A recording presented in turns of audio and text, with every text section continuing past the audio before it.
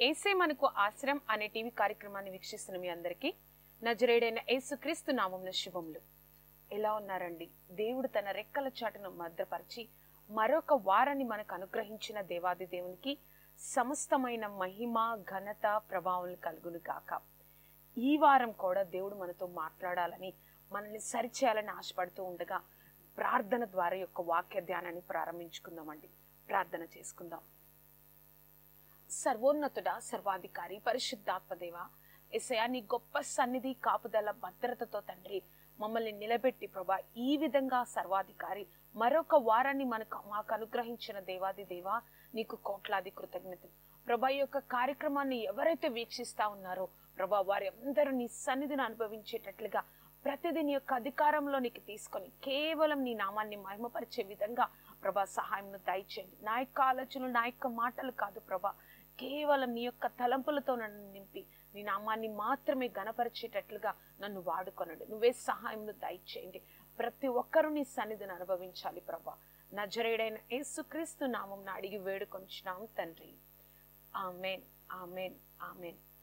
ఈ వారం మన యొక్క వాక్య ప్రసంగాంశంగా వాక్య ధ్యానంగా కీర్తనలు 10వ అధ్యాయము 4వ వచనం. కీర్తనలు 10వ అధ్యాయము 4వ వచనం. దుష్టులు పొగరెక్కి యెహోవా విచారణ చేయడనుకొందురు, దేవుడు లేడని వారు ఎల్లప్పుడూ యోచించుదురు. మరొకసారి చదువుకుందామండి. కీర్తనలు 10వ అధ్యాయము 4వ వచనం. దుష్టులు పొగరెక్కి యెహోవా విచారణ చేయుడనుకొందురు, దేవుడు లేడని వారు ఎల్లప్పుడూ యోచించుదురు. ఈ వారం మన యొక్క వాక్య ప్రసంగ అంశము దేవుడు లేకుండా జీవించగలవా? ఈ వారం మన యొక్క వాక్య ప్రసంగ అంశము దేవుడు లేకుండా జీవించగలవా? ఈ యొక్క ప్రశ్నని దేవుడు ఎవరితో అడుగుతున్నారో తెలుసా అండి? దేవుడు అంటే ఎవరో తెలియని వాళ్ళతో కాదు, అసలు దేవుడు గురించి, అసలు ఆయన సన్నిధిలో గడపనోళ్ళ గురించి కాదు, ప్రార్థన చేయని వాళ్ళ గురించి కాదు, ఆ యొక్క వాక్యం గురించి తెలియని వాళ్ళ గురించి కాదు. ఒక స్థితిలో ఏమీ లేనప్పుడు ఎంతగా దేవుడి మీద ఆధారపడ్డావో, ఎంతగా దేవుని సన్నిధిలో గోజాడావో, ఎంతగా దేవుడి మీద, ఆయన మీద మాత్రమే నీ యొక్క ఆధారం ఉన్నదో, ఆ యొక్క స్థితిలో ఉన్నప్పుడు ఎంతగా దేవుడి మీద ఆధారపడ్డావో, ఇప్పుడు నీకొక స్థితి వచ్చింది. సమస్తము సమకూరడై నీకు ఏది కావాలో దేవుని సన్నిధిలో అడిగి పొందుకున్న తర్వాత ఇప్పుడు నువ్వు దేవుడికి దూరమై జీవిస్తున్నావు. వారిని గురించి దేవుడు అడుగుతున్న మాట, నేను లేకుండా నువ్వు జీవించగలవా అని దేవుడు మనందరితో ప్రశ్నిస్తున్నారండి. ఒకప్పుడు ఏమీ లేని స్థితిలో ఉన్నప్పుడు ఏ విధంగా దేవుడి మీద ఆధారపడ్డావో, ఎంతగా దేవుడి ఎందు భయభక్తులు కలిగి ఉన్నావో, ఎంతగా వాక్య ధ్యానంలో, ప్రార్థనలో ఒక క్రమము కలిగి ఉన్నావో, కానీ ఇప్పుడు ఒక స్థితి వచ్చిన తర్వాత, ఒక స్థాయిలోనికి నువ్వు వచ్చిన తర్వాత, ఈ లోకంలో ఒక పలుకుబడి, ఆర్థికంగా, ఆరోగ్యంగా ఒక స్థితికి వచ్చిన తర్వాత, దేవుడు లేకుండా నేను జీవించగలనులే, దేవుడితో పనేంటి, నాకు ఇంకా అన్నీ ఉన్నాయి కదా అనుకునే స్థితిలోనికి వాక్యాన్ని పక్కన పెట్టేసి, వాక్యానికి విలువ ఇవ్వకుండా, దేవుని సన్నిధికి విలువ ఇవ్వకుండా, ఆదివారం కూడా ఏం వెళ్తాంలే అన్న హృదయంతో నువ్వు ఉన్నావు. కాబట్టి దేవుడు మనతో ఈ ప్రశ్న అడుగుతున్నారు. ఏమని అడుగుతున్నారంటే, నేను లేకుండా నువ్వు జీవించగలవా? అసలు నిజంగా ఈ యొక్క కాలంలో కూడా దేవుని అవసరత మనకు ఉంటుందా? మనము 3 విషయాల్లో ఈరోజు మనం నేర్చుకుందామండి. మన యొక్క వాక్య ప్రసంగ అంశము దేవుడు లేకుండా మనం జీవించగలమా? మొట్టమొదటిగా మనం చూసినట్లయితే మొట్టమొదటి పాయింట్, దేవుడికి మన జీవితంలో విలువివ్వకుండా జీవిస్తే మన జీవితాలు ఎలా ఉంటాయి? దేవునికి మన జీవితంలో విలువివ్వకుండా మనం జీవిస్తే దేవుడికి మన జీవితాల్లో విలువివ్వకుండా ఎలా అంటే, ఒకప్పుడు చాలా విలువ ఉండేది మన జీవితాల్లో. విలువ అంటే ఎలా అంటే, దేవుడికి ఆయన వాక్యం చదవకుండా, ప్రార్థన చేయకుండా మన జీవితాలు అసలు ముందుకెళ్ళేవి కాదు. ఆ రోజున మనం మొదలు పెట్టే వాళ్ళం కాదు. కానీ ఒక స్థితి వచ్చిన తర్వాత, ఒక స్థాయికి వచ్చిన తర్వాత ఆయనకు మన జీవితంలో విలువివ్వకుండా మనం ఇష్టం వచ్చినట్లు, మన హృదయానికి ఇష్టం వచ్చినట్లు జీవిస్తే మన జీవితాలు ఎలా ఉంటాయో బైబిల్లో ఒకరి యొక్క జీవితం ద్వారా దేవుడు మనతో మాట్లాడాలనుకుంటున్నారండి. 2వ రాజుల గ్రంథము 21వ అధ్యాయము 1వ వచనం. 2వ రాజుల గ్రంథము 21వ అధ్యాయము 1వ వచనం మనం చూసినట్లయితే, మనిషే ఏల ఆరంభించినప్పుడు 12 ఏళ్ల వాడై యెరూషలేములో 55 సంవత్సరములు ఏలెను. చూశారు కదండి, మనిషే ఏల ఆరంభించినప్పుడు 12 సంవత్సరాల వయసు గల మనిషే. అసలు ఈ మనిషే ఎవరు? మనందరికీ తెలిసినట్లుగా మనిషే హిజ్కియా యొక్క కుమారుడు. ఆ యూదా రాజైన హిజ్కియా యొక్క కుమారుడు. ఆ హిజ్కియా ఎవరండి? మనందరికీ హిజ్కియా గురించి తెలుసు. దేవుడు, పరిశుద్ధాత్మ దేవుడు బైబిల్లో హిజ్కియా గురించి ఒక మాటను రాసుంటారండి. అతని ముందు కానీ అతని తర్వాత కానీ దేవునిని పరిపూర్ణంగా వెంబడించిన వారు యూదా రాజుల్లో ఎవ్వరూ లేరు అని గొప్ప సాక్ష్యాన్ని హిజ్కియా పొంది ఉన్నాడు. అటువంటి కుటుంబంలో, అటువంటి బ్యాక్గ్రౌండ్ ఉన్న కుటుంబంలో పుట్టిన వాడే మనిషే. 12 సంవత్సరాలకే రాజయ్యాడు. చిన్నవాడే కానీ 12 సంవత్సరాలకే రాజయ్యాడు. కానీ తన తండ్రికి దేవుడు చేసిన కార్యం తను వినుంటాడు. తన యొక్క తండ్రి జీవితంలో ఒక మరణకరమైన వ్యాధి వచ్చినప్పుడు ఏ విధంగా దేవుడు వైపు కన్నీరు కార్చినప్పుడు ఏ విధంగా దేవుడు తన యొక్క ఆయుష్ను పెంచాడో వినుంటాడు. ఆ ఆయుష్ను పెంచిన తర్వాత మనిషే కుమారుడు కలిగాడని కూడా విని ఉంటాడు. కానీ మనిషే ఆ యొక్క హిజ్కియా తర్వాత, రాజైన తర్వాత మనిషే దేవుని మీద ఇంకా తండ్రి కంటే ఎక్కువగా ఆధారపడకుండా, నేను చిన్న వయసులోనే రాజునయ్యానే అని తండ్రి మీద ఆధారపడకుండా ఒక స్థాయికి వచ్చేసిన తర్వాత, సమస్తాన్ని పొందుకున్న తర్వాత, ఒక స్థాయిలో ఉన్నప్పుడు తన యొక్క స్థితిని మర్చిపోయి, తన యొక్క ఆ యొక్క దేవుడి యొక్క అవసరతను మర్చిపోయి ఏం చేశాడో తెలుసా అండి? 2 వచనాలు మనం చదువుదామండి. 3వ వచనము, 6వ వచనం. 2వ రాజుల గ్రంథం 21వ అధ్యాయము 3వ వచనం ఒకసారి చదువుదామండి.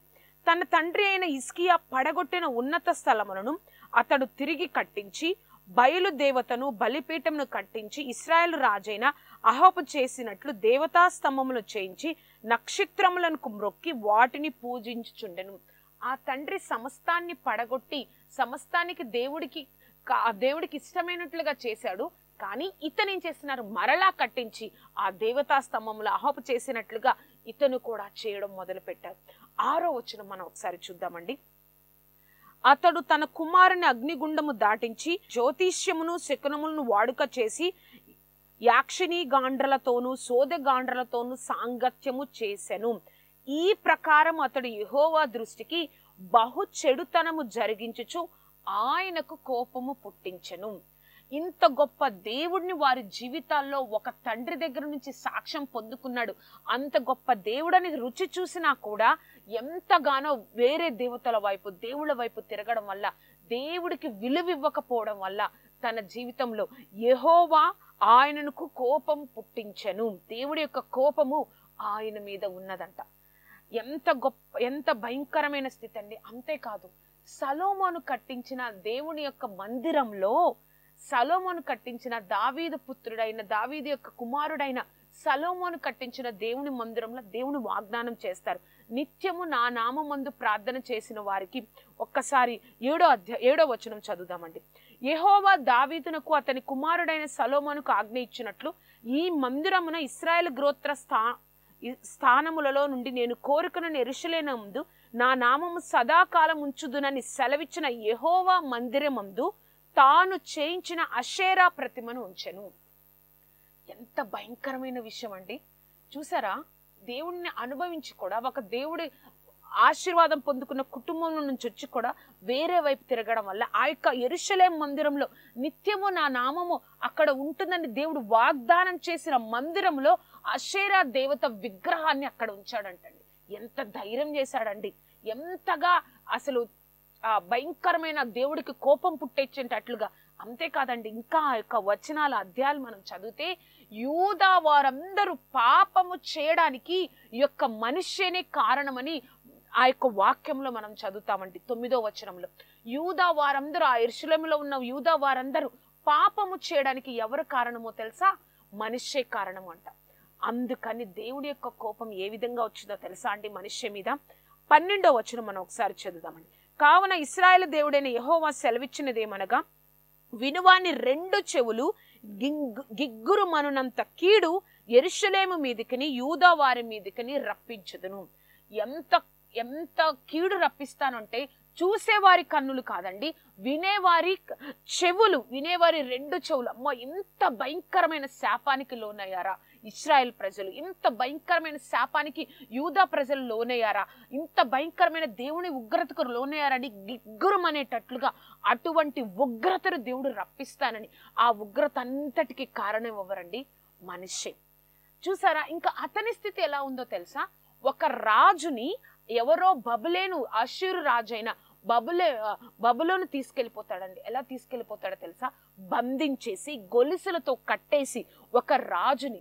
ఎందుకంటే దేవుడికి విరోధంగా ఉన్నాడు కాబట్టి, తన ప్రజలైన యూదా వారిని పరిపాలిస్తున్నా కూడా, దేవుడి యొక్క కృపలో ఉన్నా కూడా ఆయన విరోధంగా ఉన్నాడు కాబట్టి, దేవుడికి ఆయన జీవితంలో విలువ లేదు కాబట్టి, దేవుడి శక్తి ఏంటో తెలుసు, దేవుడు ఎంత గొప్పవాడో తెలుసు, వారి జీవితంలో, వారి తండ్రి జీవితంలో ఏమి చేశాడో తెలుసు.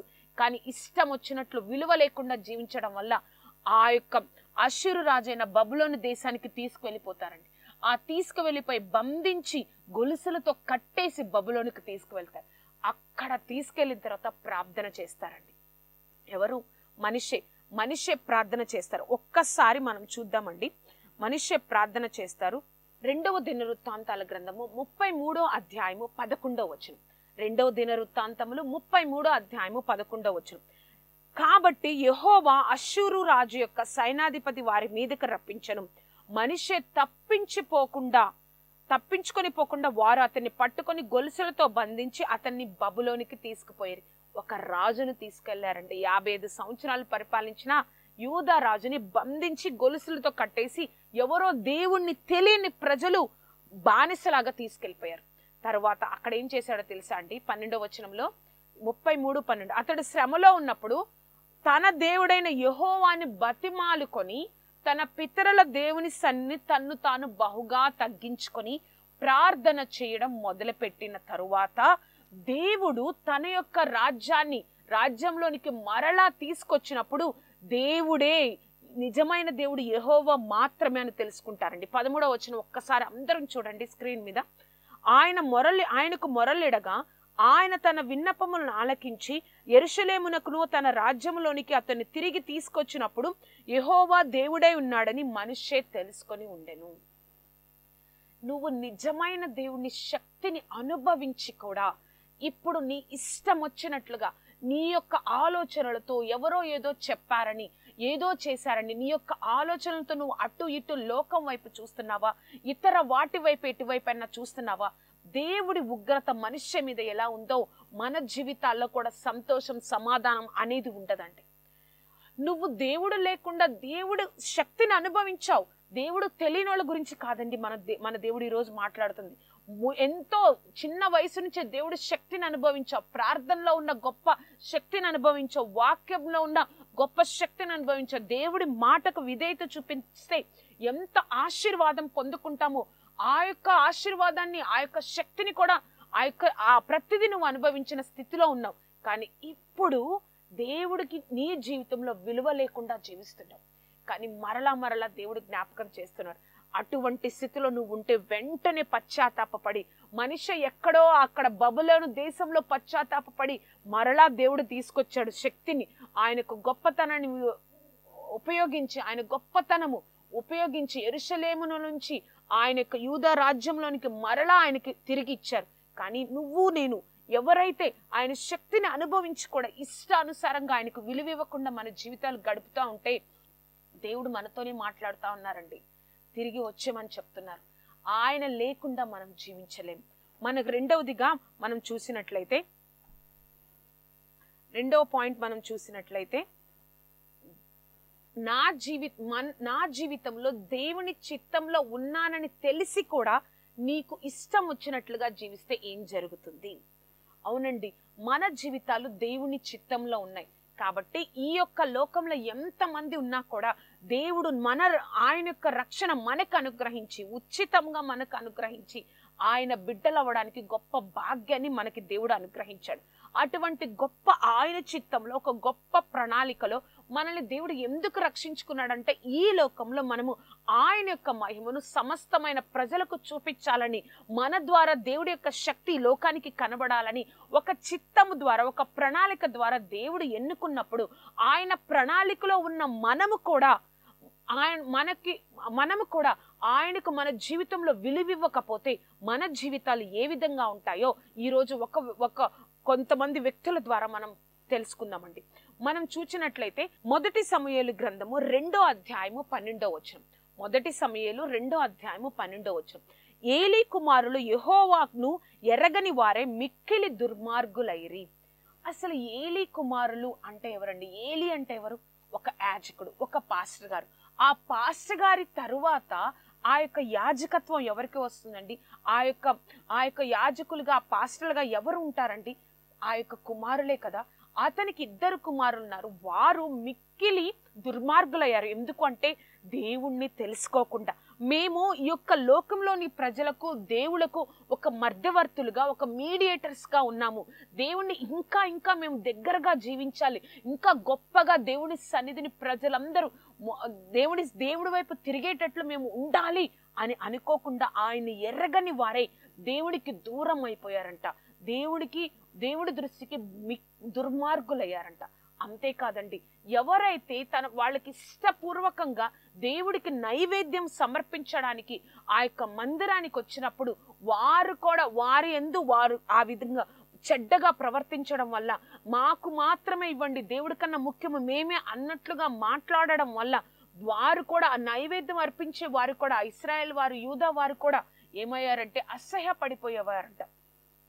ఆ విధంగా ఒక్కసారి మనం 17వ వచనం మనం ఒకసారి చూద్దామండి. అందువలన జనులు యెహోవాకు నైవేద్యం చేయుటయందు అసహ్యపడుటకు ఆ యవ్వనులు కారణమేరు గనుక వారి పాపము యెహోవా సన్నిధిని బహు గొప్పదాయను. 1వ సమూయేలు గ్రంథము 2వ అధ్యాయము 17వ వచనం.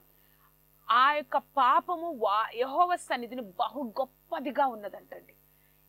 దేవుణ్ణి ఒక చిత్తంలో మేము ఉన్నాము, మా కుటుంబం ఒక చిత్తంలో ఉంది అని వారు గ్రహించక, వారేమి చిన్నపిల్లలు కాదండి, ఒక యవ్వన కాలంలో ఉన్నవారు, గ్రహించక ఇష్టానుసారంగా ప్రవర్తించారు. అంతేకాదు, ప్రత్యక్ష గుడారం దగ్గర పని చేయడానికి వచ్చిన స్త్రీలతో అసహ్యంగా ప్రవర్తించడం ద్వారా ఏలీ కూడా వారికి హెచ్చరిక చేసినా కూడా వారు వినకపోయారండి. వినకపోవడం వల్ల దేవుడు ఒక దైవజనుడిని ఏలీ దగ్గరకు పంపించి ఏమంటారో తెలుసా? ఒక భయంకరమైన మాట అంటారండి. నీవు దేవుని కంటే నీ కుమారుని నువ్వు ఎక్కువ చేసుకుంటున్నావు, నువ్వు ఎక్కువగా. ఒక్కసారి మనం చూద్దామండి 29వ వచనం. 29వ వచనం. నా నివాస స్థలమునకు నేను నిర్ణయించిన బలి నైవేద్యములను మీరేలా తృణీకరించుచున్నారు? మిమ్మును క్రొవ్వున పెట్టుకొనుటకై నా జనులకు ఇశ్రాయేలీయులు చేయు నైవేద్యముల శ్రేష్ఠ భాగములు పట్టుకొనుచు నాకంటే నీ కుమారులను నువ్వు గొప్ప చేయుచున్నావు. నీకు ఒక యాజకుడుగా ఉన్న నాకంటే నీకు కుమారులే ఎక్కువైపోయారు. కాబట్టి నీ కుమారులు 2 కూడా ఒకే రోజు మరణిస్తారు అని దేవుడు చెప్పారండి. చూసారా, ఒక దేవుని చిత్తంలో ఉన్న కుటుంబం, దేవుడి చిత్తంలో దేవుడి పని కోసం నిజంగా అండి, వారు దేవుడి తర్వాత ఈ లోకంలో వారికే విలువ ఉంటుంది, ఒక యాజకులకి విలువ ఉంటుంది. అటువంటి కుటుంబంలో పుట్టిన కుమారులిద్దరూ దేవుణ్ణి ఎరగకుండా ఉన్నారు, దేవుణ్ణి తెలుసుకోకుండా ఉన్నారు. అంతేకాదు, ఆ నైవేద్య విషయంలో, స్త్రీల విషయంలో అసభ్యంగా ప్రవర్తించారు. అంతేకాకుండా ఆ యొక్క ఏలీ కూడా వారిని ఎటువంటి ఆ యొక్క కండిషన్స్ పెట్టకుండా, ఎటువంటి వార్నింగ్స్ ఇవ్వకుండా ఉండడం వల్ల నాకంటే నీ యొక్క కుమారులు నువ్వు ఎక్కువ చేసి ఉన్నావు, కాబట్టి ఒకే రోజు నీకు 2 కుమారులు చనిపోతారు. మనం ఒక్కటి గుర్తుపెట్టుకోవాలండి, ఆయన చిత్తంలో మనం ఉన్నాం కాబట్టి మనం ఇంకా ఆయన చిత్తంలో మనం ఉన్నాం కాబట్టి ఇటువంటి ఆర్థిక ఇబ్బందులు, ఇటువంటి కష్టాల్లో, కన్నీళ్ళు మనం ఇంకా నిలబడుతున్నామంటే కేవలం ఆయన చిత్తంలో ఉండబట్టే ఆయనే మనల్ని నిలబెడుతున్నాడు. కాబట్టి మనం ఏం చేయాలో తెలుసా అండి? ఇంకా దేవుడి మీద ఆధారపడి దేవుడితో ఉండాలి. కానీ ప్రభా ఈ యొక్క మన ఇష్టం వచ్చినట్లు ఆయన చిత్తంలో ఉన్నాంలే, ఒక స్థాయి వచ్చేసిందిలే, ఒక స్థితి కలిగి ఉన్నాంలే, మా తాతలిలా అని కాకుండా నువ్వు ఎలాగా ఉంటావో అప్పుడు మాత్రమే దేవుడి యొక్క సన్నిధి నీలో ఉంటుందని నువ్వు గ్రహించాలి. నువ్వు ఎంత పరిశుద్ధంగా ఎంత మంచిగా నువ్వు ఉంటావో అప్పుడు మాత్రమే దేవుని సన్నిధి నీలో ఉంటుందని నువ్వు గ్రహించగలగాలి. ఆయన చిత్తంలో ఉండడం కుటుంబం ముఖ్యమండి. కానీ నీకు నువ్వుగా ఎంతగా నీ హృదయంలో దేవుడి యందు సమర్పణ కలిగి ఉన్నావు, నీకు నువ్వుగా ఎంతగా దేవుని కార్యాలందు ఆసక్తి కలిగి ఉన్నావు, నీకు నువ్వుగా ఎంతగా దేవుడి ఇష్టం లేని కార్యాలను ఎంతగా దూరం చేసుకుంటున్నావో మనం ఒక్కసారి గ్రహించాలండి. దేవుడు మనతోనే మాట్లాడుతున్నారు. దేవుడు లేకుండా మనం జీవించలేం. మొట్టమొదటిగా మనం చూసినట్లయితే దేవుడికి మన జీవితాల్లో విలువ ఇవ్వకపోతే మన జీవితాలు ఎలా ఉంటాయో మనుష్య జీవితం ద్వారా చూసాం. రెండవదిగా మన జీవితాలు ఒక దేవుడి యొక్క ప్రణాళికలో ఉన్నాయని తెలిసి కూడా మనం ఇష్టం వచ్చినట్లు మనం ప్రవర్తిస్తే, మన ఇష్టపూర్వకంగా మనం ప్రవర్తిస్తే మన జీవితాలు ఎలా ఉంటాయంటే ఆ యొక్క ఏలికి దేవుడు చెప్తారండి, నీ గృహంలో ముసలి వాళ్ళు ఉండరు అని చెప్తారు. ఇంకా అందరు యవనస్తులుగానే చనిపోతారు, ఎవ్వరు కూడా ముసలివారు ఉండరు అని చెప్తారు. మూడవదిగా మనం చూసినట్లయితే నిజంగా మనకి దేవుడు అవసరత ఉందా? అందరూ శ్రద్ధగా ఆలకిద్దామండి.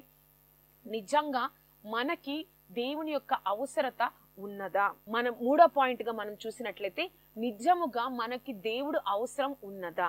ఇంత అడ్వాన్స్ టెక్నాలజీలో, ఇంతగా సైన్స్ అభివృద్ధి చెందుతున్నదిలో ప్రతిదీ కూడా ఒక ఇన్స్టాంట్ గా ప్రతిదీ ఏ క్షణానికి కావాల్సింది ఆ ప్రతిదీ కూడా మనకి కళ్ళ ముందు పెడుతున్న ఈ యొక్క సమయంలో, ఈ యొక్క పరిస్థితిలో నిజముగా మనకి ఈ యొక్క అడ్వాన్స్ టెక్నాలజీ ఇంతగా అభివృద్ధి, ఇంతగా డెవలప్ అవుతున్న టెక్నాలజీలో మనకి నిజంగా దేవుడు అవసరత ఉందంటారా అండి? నిజంగా అవసరత ఉందా? కానీ దేవుడు చెప్తా ఉన్నారు ఏంటో తెలుసా? నీ యొక్క గృహంలో కానీ, నీ యొక్క బ్యాంక్ బ్యాలెన్స్ కానీ ఒక నెలకి సరిపడా, నీ గృహంలో ఒక నెలకి సరిపడా వస్తువులు తినడానికి ఉండొచ్చు. నీ యొక్క బ్యాంక్ బ్యాలెన్స్ ఒక సంవత్సరం అంతా సరిపడా ఉండవచ్చు. కానీ దేవుడి యొక్క ఒక వాక్యం చెప్తుందండి. ప్రసంగి గ్రంథం 2వ అధ్యాయము 25వ వచనం. ప్రసంగి గ్రంథము 2వ అధ్యాయము 25వ వచనం ఒక్కసారి మనం చూసినట్లయితే ప్రసంగి 2వ అధ్యాయము 25వ వచనం. ఆయన సెలవు లేక భోజనము చేసి సంతోషించుట ఎవరికి సాధ్యము?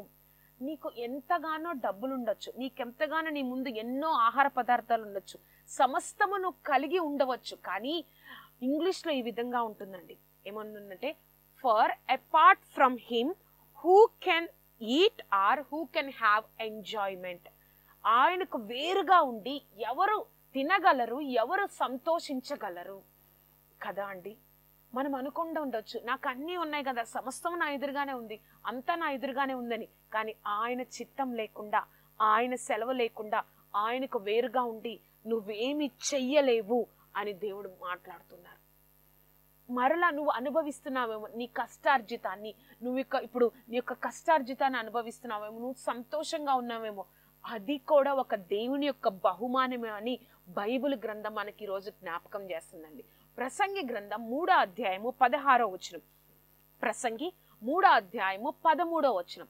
ప్రసంగి 3వ అధ్యాయము 13వ వచనం. అందరూ ఆ వాక్యాన్ని మనం చదువుదామండి. మరియు ప్రతివాడు అన్నపానములు పుచ్చుకొనుచు తన కష్టార్జితం వలన సుఖము అనుభవించుట దేవుడిచ్చు బహుమానమే అని తెలుసుకుంటుని. అక్కడ ప్రసంగి రాస్తున్నారండి ఏమనంటే, ప్రతివాడు తన కష్టార్జితాన్ని అనుభవించడం, దేవుడు అన్నపానములు పుచ్చుకొనడం, అదంతా దేవుడు మనకిచ్చిన ఒక బహుమానమే. ఏదో అయిపోతుందిలే, నేను వెళ్తున్నాను జాబ్కి, నెల తర్వాత శాలరీ వస్తుంది, సమస్తాన్ని నేను తెచ్చేసుకుంటున్నాను, నెలంతా గడిచిపోతుంది, ఆ తర్వాత నెల కూడా గడిచిపోతుంది అని అనుకుంటున్నావేమో. ప్రతిదీ దేవుడు సెలవు లేకుండా, దేవుడు ఒక గిఫ్ట్గా నీకు అది ఇవ్వకపోతే మనం సంతోషించలేము.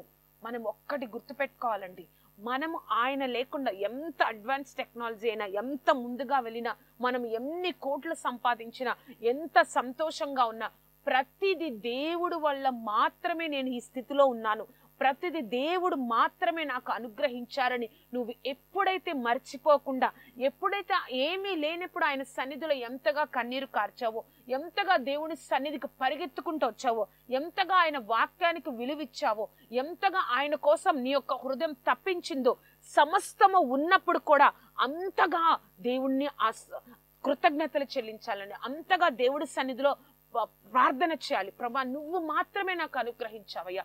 ఆ యొక్క ఆహారాన్ని చూసినప్పుడు కానీ, ఆ యొక్క స్థితిని చూసినప్పుడు కానీ, నీకు ఒక గౌరవం ఈ యొక్క సమాజంలో కలుగుతున్నప్పుడు కానీ, అంతే విధంగా నువ్వు దేవునికి కృతజ్ఞతలు చెప్పాలి. అంతే విధంగా నీ ప్రార్థనా జీవితాన్ని కొనసాగించాలి. అంతే ఆసక్తి కలిగి దేవుని యొక్క వాక్యాన్ని చదవాలండి. మనం అనుకుంటాం మనకి అన్నీ ఉన్నాయి, మనకి ఎందుకులే, మనకి దేవుడు ఎందుకు, విలువ ఎందుకు, ఏదో ఒక ఆదివారం వెళ్తే సరిపోతుంది కదా, ఏదో ప్రార్థన చేసుకుంటే, ఒక నామకార్థంగా ఏది చేయొద్దండి. హృదయపూర్వకంగా ప్రభా నేను ఈ విధంగా ఉన్నానంటే, ఆహారం తీసుకుంటున్నానంటే, నా కష్టార్జితాన్ని నేను అనుభవిస్తున్నానంటే, నా గృహంలో ప్రతిదీ సమస్తము సమకూడి జరుగుతున్నాయంటే, ప్రతిదీ కూడా సంతోషంగా ఆనందంగా ఉందంటే, ఇది కేవలం నీ వల్ల ప్రభా అని అనుకోవాలి. అని మనం అనుకొని అది 100% మనం హృదయపూర్వకంగా నమ్మి దేవుడికి కృతజ్ఞతలు చెప్పాలి. చెప్పలేదా మనకి సమస్తం ఉంటాయి, కానీ మన జీవితంలో సమాధానం ఉండదు, మన జీవితంలో సంతోషం ఉండదు. ఏదో ఒక అసంతృప్తి, ఏదో ఒక తెలియని బాధ మనల్ని పరిపాలిస్తూ ఉంటుందండి. ఆ తెలియని బాధ, ఆ అసంతృప్తి నుంచి, ఆ యొక్క వేదన నుంచి నువ్వు బయటికి రావాలి అంటే, ఏ విధంగా దేవుని సన్నిధిలో కన్నీరు కార్చావో ఒకప్పుడు, ఏ విధంగా దేవుడి యొక్క వాక్యానికి విలువిచ్చావో ఒకప్పుడు, అప్పుడు ఎలా ఉన్నావో ఇప్పుడు కూడా అంతే ఆసక్తితో దేవుడితో సహవాసం కలిగి ఉన్నట్లయితే, దేవుడు నువ్వు మర్చిపోలేదు కాబట్టి దేవుడు నిన్ను ఇంకా ఇంకా ఆశీర్వదిస్తారు. ఇంకా నువ్వు ఎప్పుడు కూడా ఆయన విడిచిపెట్టవు. ఇది కేవలం నా వల్ల కాదు, దేవుడి వల్ల వచ్చిందని నువ్వు చెప్పడమే కాదు, నీ జీవితాన్ని చూసినప్పుడు నీ పేరు కన్నా అనేక మంది నువ్వు దేవుడే నిన్ను ఆశీర్వదించారని నీ పేరు కన్నా ఆయన యొక్క నామాన్ని ఉచ్చరిస్తారు. అంత గొప్ప సాక్ష్యాన్ని దేవుడిస్తున్నారండి. ప్రార్థన చేసుకుందాం. సర్వోన్నతుడా, సర్వాధికారి, మా అందరితో మాట్లాడిన విధానాన్ని బట్టి నీకు వందనాలు దేవా. ఆశ్చర్యకరుడా ప్రభా, దేవుడు లేకుండా మేము జీవించలేమయ్యా. నువ్వు లేకుండా మాకు ఏమున్నా కూడా ప్రభా సమాధానం ఉండదు, సంతృప్తి ఉండదు ప్రభా. ఆశ్చర్యకరుడా, మేము సంతోషించలేమయ్యా, మేము సంతృప్తి కలిగి జీవించలేం. నువ్వు ఇస్తున్న ప్రతిరోజు మేము అన్నపానాలు పుచ్చుకున్నా, ప్రతిరోజు మా కష్టార్జితాన్ని మేము అనుభవిస్తున్నా, అది నువ్విచ్చిన బహుమానమే అని మేము ఎప్పుడు మరచిపోకుండా దేవా, నిన్ను ఇంకా ఇంకా మా జీవితాల్లో కృతజ్ఞత కలిగి జీవించే గొప్ప భాగ్యాన్ని మా అందరికీ దయచేయండి. నువ్వే తోడేయండి, నడిపించండి దేవా. నీ గొప్ప సన్నిధి మా మధ్యలో ఉంచండి సర్వశక్తి మంత్ర. నీ కృపా కాపుదల దయచేయండి, వర్ధిల్లింప చేయండి సర్వాధికారి. నీ నామాన్ని ఘనపరుచుకొనండి దేవా. నువ్వే తోడేయండి, నడిపించి సర్వశక్తి మంత్ర. ఎవరైతే తండ్రి నీ సన్నిధికి దూరం అయిపోయి ఉన్నారో ప్రభా, ఒకప్పుడు నీ శక్తిని అనుభవించి ఇప్పుడు దూరంగా జీవిస్తున్నారు, వారందరూ ప్రభా తిరిగి మోకరించి కన్నీటితో క్షమాపణ అడిగి ఇంకా ఇంకా నీ సన్నిధిలో సంతోషాన్ని, సమాధానాన్ని, ధైర్యాన్ని, విశ్వాసాన్ని పొందుకునే గొప్ప భాగ్యాన్ని వారందరికీ అనుగ్రహించండి. ఏ ఒక్కరు కూడా తండ్రి నీ శక్తిని ఆశ్రయించకుండా ప్రభా ఆ యొక్క రోజును మొదలు పెట్టకూడదు ప్రభా. కుటుంబంలో ప్రతి ఒక్కరిని ఆశీర్వదించండి, నువ్వే తోడేంటి నడిపించండి. యేసు నామం అడిగి వేడుకొంచున్నాం తండ్రి. Amen, amen, amen. చూసారు కదా అండి, దేవుడు లేకుండా అన్నపానాలు పుచ్చుకోలేం, సంతోషించలేం, మన కష్టార్జితాన్ని అనుభవించలేం. ఎవ్వరు కూడా అటువంటి స్థితిలో ఉన్నవారు ఎవరైనా కూడా ఇంకా దేవుని శక్తి మీద ఆధారపడి ఇప్పుడు దేవుని శక్తిని వదిలే, దేవుని శక్తి మీద నాకేంట్లో అనుకుంటున్నారేమో, మరలా తిరిగి రండి. ఒక నష్టము జరగక ముందే తిరిగి వచ్చినట్లయితే దేవుడు క్షమించి ఇంకా ఇంకా నిన్ను ఆశీర్వదిస్తాడు. అటువంటి స్థితిలో మనం ఎవ్వరూ ఉండకుండా నిత్యము ఏమున్నా లేకపోయినా నిత్యము దేవుని శక్తి మీద ఆధారపడే ఒక గొప్ప ఆత్మీయ స్థితిని దేవుడు మన కుటుంబాలకు అనుగ్రహించును గాక. ఈ యొక్క కార్యక్రమం మీకు ఆశీర్వాదకరంగా ఉన్నట్లయితే ఈ యొక్క కార్యక్రమాన్ని మీ యొక్క స్నేహితులకు, బంధువులకు తెలియచేయండి. ఈ కార్యక్రమం గురించి ప్రార్థన చేయండి, నా గురించి ప్రార్థన చేయండి. దేవుడు ఆ యొక్క ప్రతి నిత్యము మనం ఆయన్ను స్తుతించే, ఎక్కడ ఉన్నా కూడా ఆయన్ను స్తుతించే ఒక ఆత్మీయ జీవితాన్ని మనందరికీ దేవుడు అనుగ్రహించును గాక. దేవుడు మిమ్మల్ని ఆశీర్వదించును గాక. ఆమేన్ ఆమేన్ ఆమేన్.